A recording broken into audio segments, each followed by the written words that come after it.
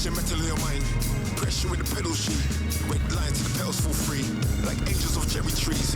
My flash and tick fleece. They're gonna squeeze at 18 and shiver in the blood glass sleep.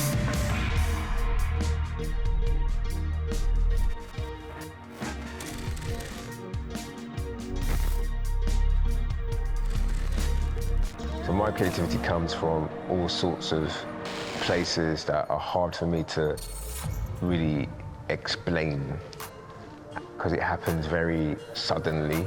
I do see a lot of similarities between my kind of creativity and Royal Enfield's, and I think that's why the collaboration was so straightforward and fruitful, because I think there's a willingness to try new things, there's a willingness to engage in hybridity, there is a willingness to take risks. Some of the amazing customs that have been made there that are just wild, right? You know, no one's making bikes like this. No one's really making, you know, the art that I make. For me, real experimentation and real game changer stuff is when you make something that becomes a multiplier for people, for other people's creativity. And when you create an entire culture that didn't exist before. I've always tried to do that with my work, and I think that Royal Enfield definitely do that.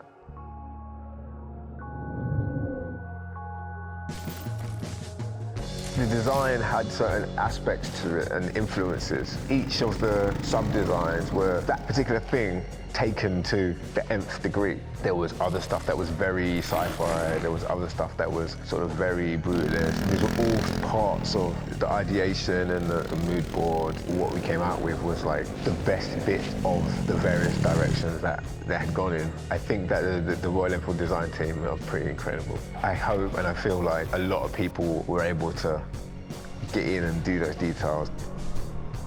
When I first saw it on set, it was like, the best way to describe it is, you know, if you see like a big dog or like a cold wind or something, it's just like, whoa, it's like everybody just stopped.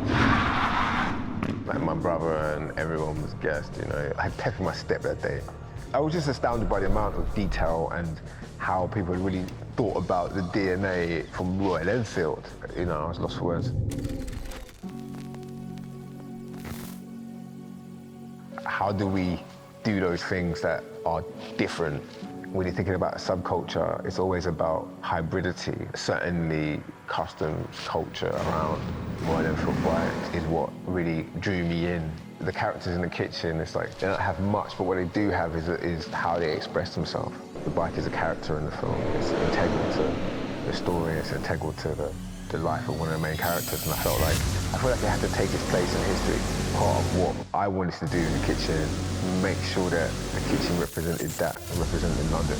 That the bike was something that was realistic, that will pass the G-check and the seat.